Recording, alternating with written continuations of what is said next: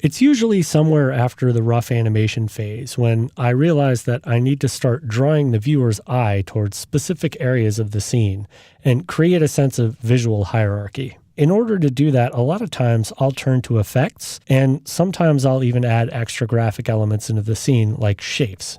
Now, before we start doing that in this project, I want you to notice that there are a number of panels that are open that don't necessarily need to be there.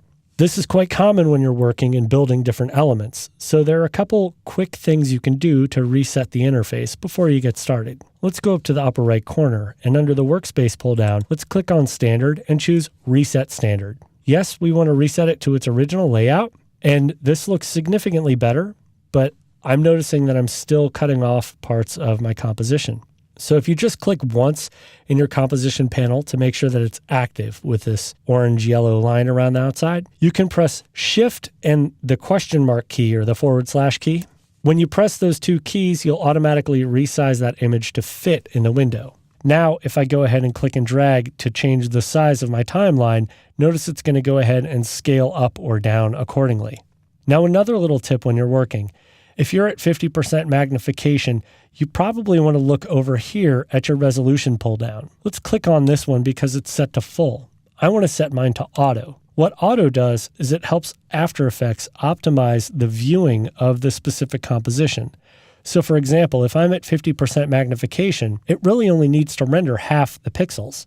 So it goes ahead and cuts down the resolution to half. So now, since I set it to auto, if I change my resolution, this will change accordingly. And that helps speed things up. But I know we haven't added effects or text yet. So let's see why we want to add effects or text, and then we'll get started. So if you go down to the timeline, click on the current time indicator and scrub through the animation. At around 5 seconds, I can see that I have this kind of cool graphic look that's built through the scene. But now when we move down to our little end here, we have training that's popped up and day one that's sort of off to the side, and then our sort of bug logo in the corner. Well, I want these words to pop off the background a little bit more clearly because I have all of this visual noise that's created from all these different bleachers. So we'll start by actually blurring the background a little bit, and then we'll see what we can do to add some shapes and adjust some transparency so we can lead people around the scene visually. So let's move our current time indicator to around frame 812. Now make sure you have layer 12 selected, the stair rundown layer. If you're wondering why it's numbered layer 12, it's because we have a bunch of layers hidden using the Shy key.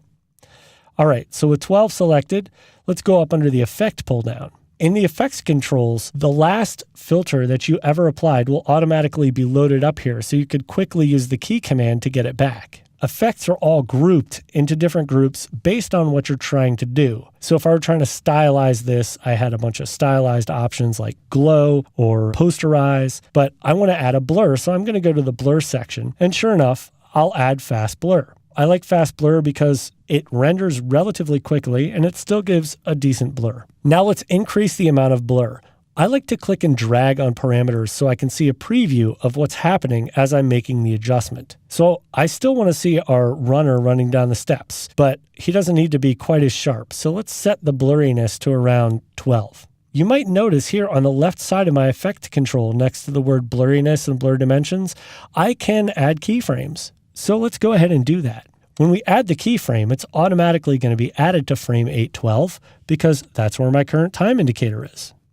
Now, I don't want this layer to start this blurry. I want to see the layer clearly and then have it blur in. So if we scrub through our animation, you can see I'm going from this blue into this open scene. So right here at the transition at 8 seconds is where I want the blur to start. Now I know these layers begin at 8 seconds, so I'm going to go ahead and click on layer 3, the training layer, and I'll press I on my keyboard to make sure that I'm at the end point of that layer. Now let's reselect our stair rundown layer, and we can change our blurriness parameter from 12 to 0. Now we've actually added 2 keyframes. If you want to see those keyframes, press the U key or the Uber key on your keyboard to show any animated properties for that layer. Now, if we scrub through the animation again, you can see, okay, the colors fade, and then we got our blur and our text comes in. Training is the most dominant thing. Day one is kind of secondary, and then this bug logo is way too bright for my personal taste. So let's go ahead and scrub to the colorful area here, and adjust the brightness of our H+ logo. So I'm going to click right on that logo in the comp panel, and notice I'm having a hard time selecting that layer. So if we go to the timeline panel and click on layer 2, now it's selected. I want you to press T to open up its opacity, and then we can just click and drag to adjust its opacity down a little bit. Let's bring it down actually quite a bit to like 35%. Now as we scrub through, you can see I still have that logo in the corner, but it's not nearly as distracting. Now to add a little bit more attention behind the word training, I'm going to add a shape layer to that word. So to do that, we want to make sure that we don't have any layers selected in our timeline, and we currently don't. So now we can go up and click on a shape. Mine's already set to the ellipse tool. Yours may look like this with the rectangle tool. You can also press Q on your keyboard, and each time you press Q, it'll cycle through the different shapes. Now to add the shape, all we have to do is just click and drag. So as I'm dragging, I'm determining the size of the shape. I want it to fill right over top of that training word. Now, since I can't see what's going on, I'm just going to go ahead and let go with my mouse. The color of my shape is this color because of the fill setting up here at the top. The last time I created any graphic element in After Effects, it was that color. Yours may be white or another color. So if you want to change the color, just click on the color square and choose a different color. Now, I am going to go ahead and choose that kind of dark blue color here, and I'll click OK. Now, so I can see the text on top of the shape, let's move it in the layer hierarchy. So click on layer 1 and move it down below layer 2. So now when we let go, we have our text layer and our shape layer. But you notice, well, day 1 is not our text layer. Our text layer is all the way down here for training. So let's go ahead and bring that up in the hierarchy. I'm going to click on layer 4 and drag it up above layer 2. Now I can see that word, but I'm noticing I'm missing my plus symbol. So if we scroll down, there's layer 5. I can bring that up as well.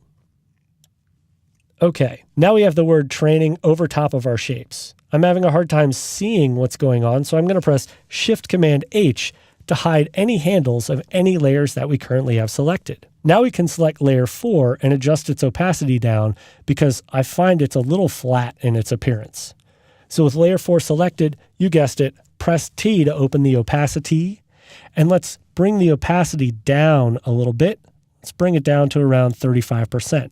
Now I want this to fade in with the word itself. So if we select the word training and press the U key, we can open its keyframes. Now to quickly navigate in the timeline, I'm going to press J to move back to the previous keyframe.